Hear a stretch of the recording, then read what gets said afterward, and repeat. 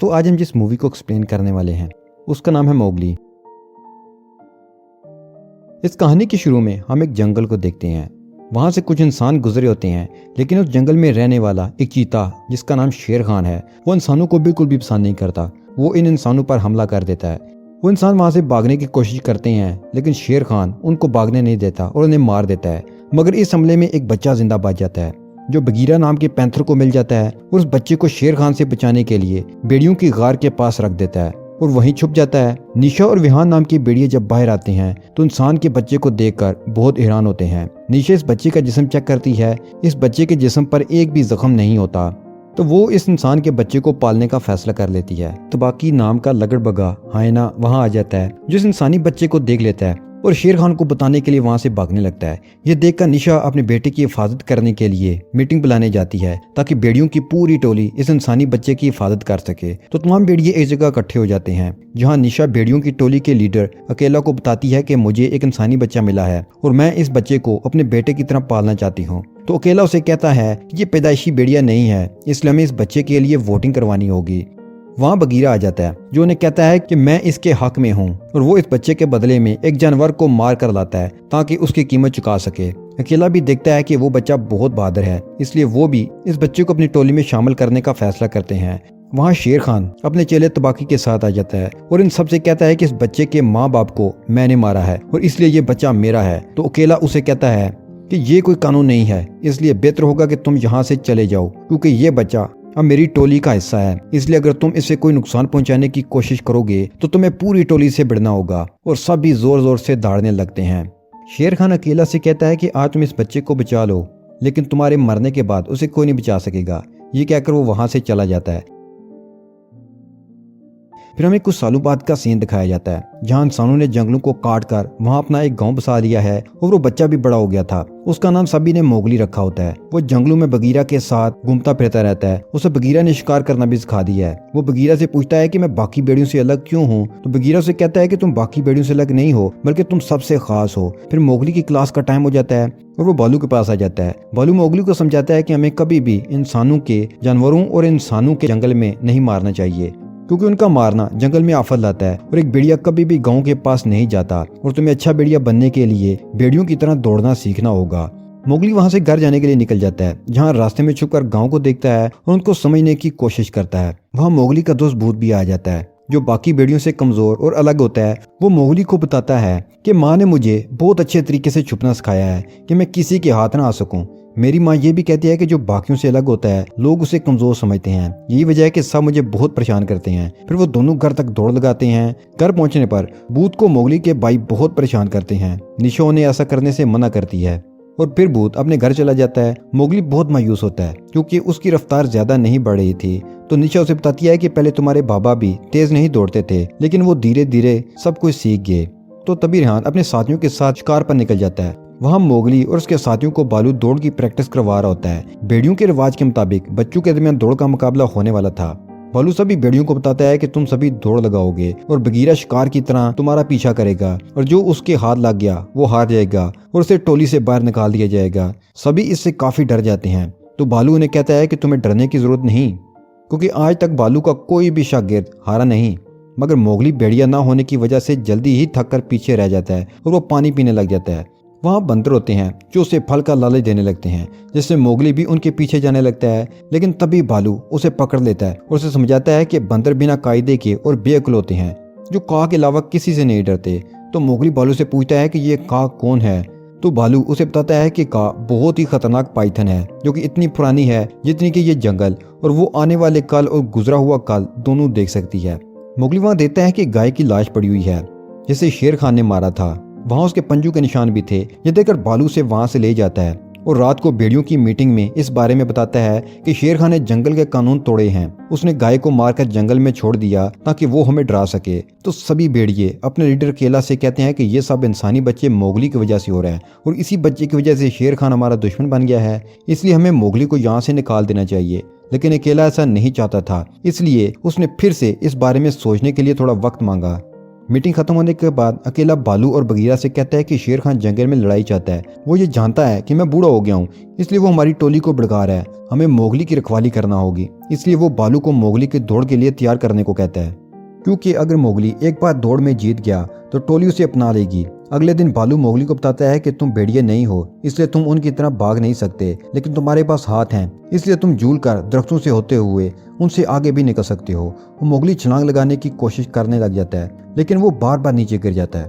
फिर हम देखते हैं कि मोगली जब नहा रहा होता है तो तभी वहाँ शेर खान आता है। वो पानी में छुप जाता है और शेर खान के वहां से जाने के बाद वो वहां से भागने लगता है। लेकिन शेर खान को इस बात का पता चल गया था।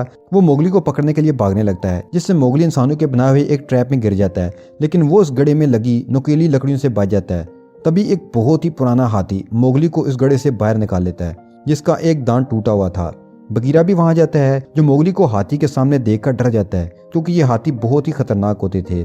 फिर उस हाथी के वहां से जाते ही बगीरा मोगली को लेकर वहां से निकल जाता है। रात को जब मोगली और बगीरा एक दरख्त पर बैठे होते हैं तो वो देखते हैं कि इंसान जंगल में शेर खान को मारने आ रहे होते हैं, क्योंकि उनके जानवरों को मारता था। बगीरा मोगली को बताता है कि इंसानों के लिए शेर खान को मारना इतना आसान नहीं होगा, क्योंकि वो बहुत ही चालाक और खतरनाक है, और अब तुम्हारे लिए भी ये जंगल महफूज नहीं है। इसलिए तुम्हें इंसानों के गाँव चले जाना चाहिए, क्योंकि वहाँ शेर खान कभी नहीं जाएगा, इसलिए तुम वहाँ महफूज रहोगे।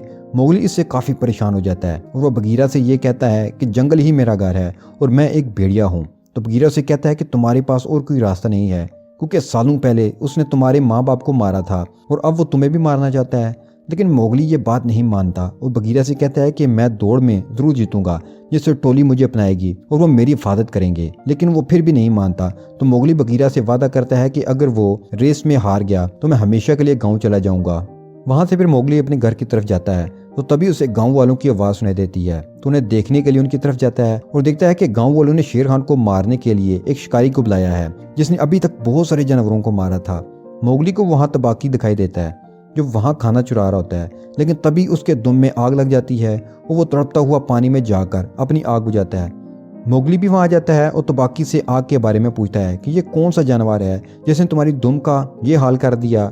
तो तबाकी उसे बताता है कि इसे आग कहते हैं, जो सूरज से ज्यादा गर्म और तेंदुए से ज्यादा तेज होती है। फिर मोगली घर लौट आता है। निशा मोगली के पास आती है और देखती है कि वो काफी परेशान है।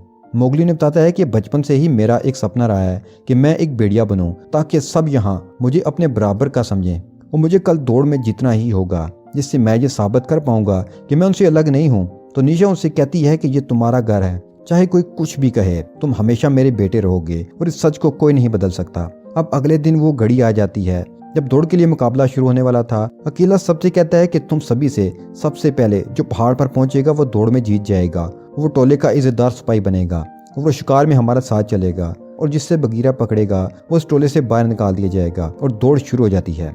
मोगली बाकी साथियों के साथ दौड़ में शामिल हो जाता है, मगर मोगली बाकी भेड़ियों से आगे नहीं निकल सकता था, इसलिए वो दरख्तों से शॉर्ट कर लेता है और इंसानों की तरह दौड़ते हुए सबसे आगे निकल जाता है। मोगली जीत के काफी करीब था, लेकिन तभी बगीरा उसे पकड़ लेता है, क्योंकि वो चाहता था कि मोगली टोली से निकलकर इंसानों के साथ रहे।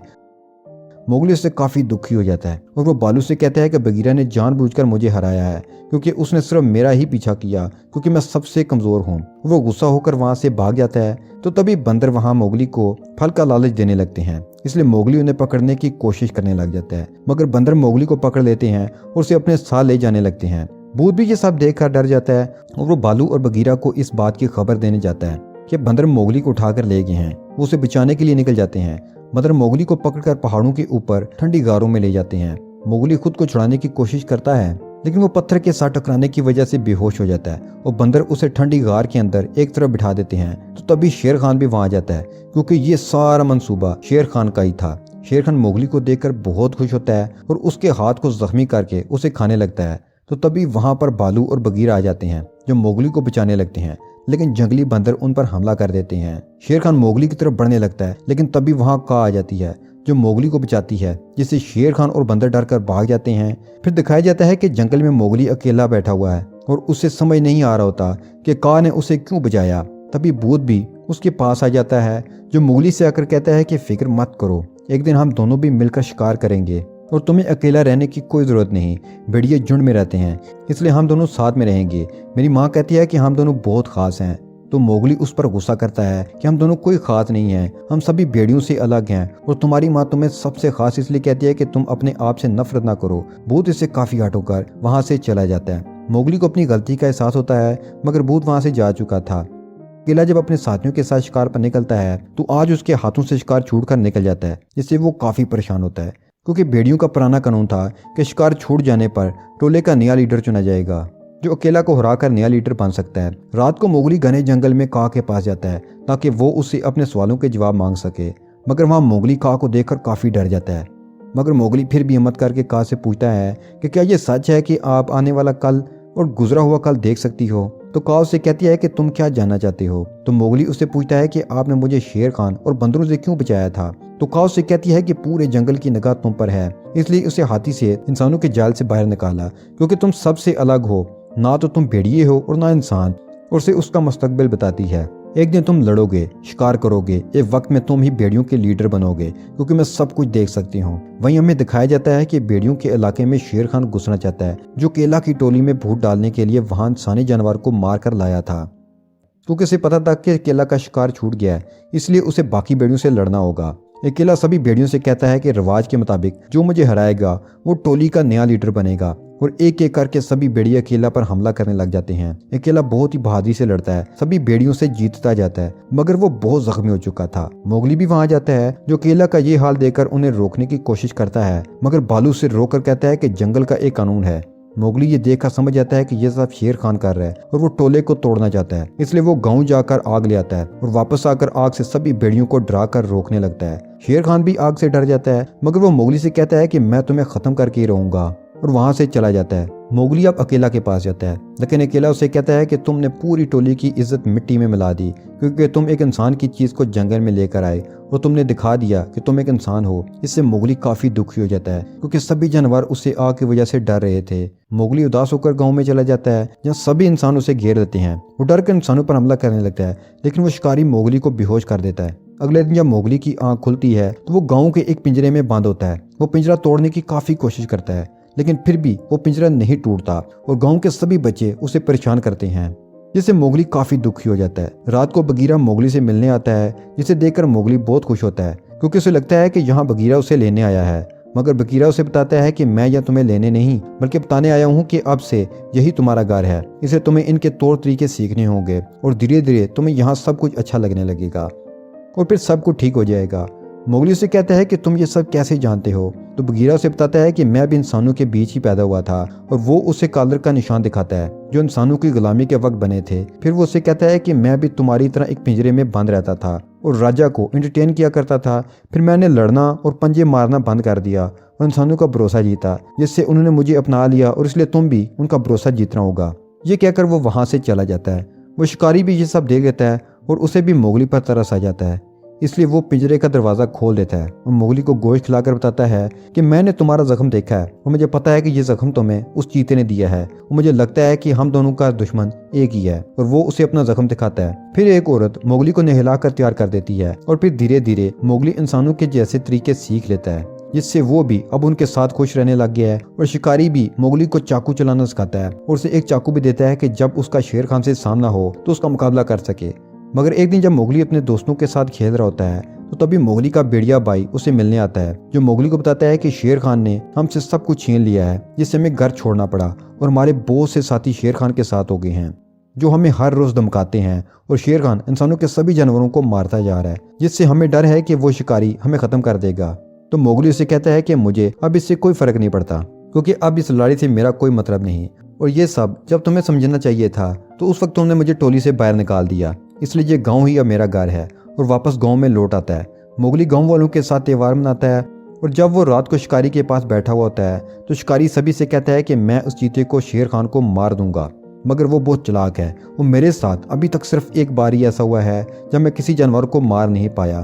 तो गांव वालों से पूछते हैं कि ऐसा कब हुआ था। तो शिकारी उन्हें बताता है कि एक बार मैं हाथी का शिकार कर रहा था, लेकिन वो बहुत ताकतवर था, फिर भी मैंने उसका एक दांत तोड़ दिया, इसलिए अब मैं उस चीते को जरूर मारूंगा। फिर वो शिकारी मोगली के साथ घर पर आ जाता है। मोगली जब इस शिकारी के कमरे में जाता है तो वहाँ वो देखता है कुछ शिकारी ने बहुत सारे जानवरों को मारकर अपने कमरे में सजा रखा है। वह मोगली के दोस्त भूत का स्टैचू भी होता है। मोगली उससे काफी दुखी हो जाता है क्योंकि उस शिकारी ने उसके बहुत अच्छे दोस्त को भी मार दिया था। इसलिए अब वो फैसला करता है कि वो शिकारी को मार देगा क्योंकि उसने बहुत से जानवरों को मारा था। लेकिन वो ऐसा नहीं करता क्योंकि उसे उसके पेट पर शेर खान के दिए हुए जख्म दिख जाते हैं, जिससे वो समझ जाता है कि वो अकेला शेर खान को नहीं मार पाएगा। इसलिए वो वहां से टूटा हाथी का दांत उठा लेता है क्योंकि ये दांत उस हाथी का था जिसने मोगली की जान बचाई थी। इसलिए मोगली इस दांत को हाथी के पास ले जाता है और हाथी से सौदा करता है कि मैं आपको उस शिकारी के पास ले जाऊंगा जिसने आपका ये दांत तोड़ा था और उसके बदले में आपको मेरी शेर खान को मारने में मदद करना होगी। फिर वो अपने सभी भेड़िया दोस्तों के पास आता है और उन्हें कहता है कि शेर खान ने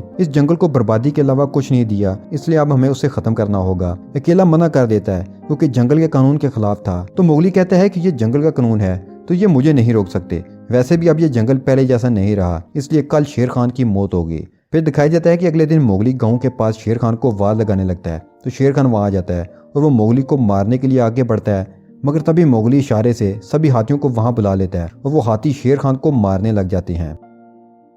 सभी गाँव वाले भी देख रहे होते हैं। मोगली अपने चाकू से शेर खान को मारने लग जाता है, लेकिन शेर खान भी उस पर हमला करता है, जिसमें मोगली दरख्त पर चढ़ जाता है। शेर खान उसे पकड़ने की कोशिश करता है, लेकिन वो इसी दरख्त पर फंस जाता है और मोगली अपने चाकू को शेर खान के जिस्म में घुसा देता है।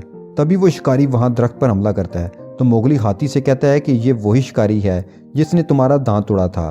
तो हाथी उस शिकारी को मारने के लिए उसकी तरफ बढ़ने लगता है। वहां अकेला और मोगली के बाकी दोस्त गोली की आवाज सुन लेते हैं, जिससे वो समझ जाते हैं कि मोगली को उनकी जरूरत है और वो उस तरफ बढ़ने लगते हैं। वहीं शेर खान उस दरख्त से छूटकर वहां से भागने लगता है। ये देखकर शिकारी शेर खान पर फायर करता है, लेकिन गलती से वो गोली मोगली के हाथ पर लग जाती है, जिससे शेर खान उसे मारने के लिए उसकी तरफ बढ़ने लगता है। फिर शिकारी दोबारा से शेर खान पर फायर करता है और जब अकेला मोगली को बचाने के लिए आता है तो वो गोली अकेला को लग जाती है और वहीं वो हाथी उस शिकारी पर हमला करके उसकी जान ले लेता है। शेर खान दोबारा से मोगली को मारने के लिए आगे बढ़ता है। तो तभी बालू, बगीरा और मोगली के बाकी साथी भी वहां आ जाते हैं, जिससे शेर खान जख्मी हालत में जंगल की तरफ निकल जाता है।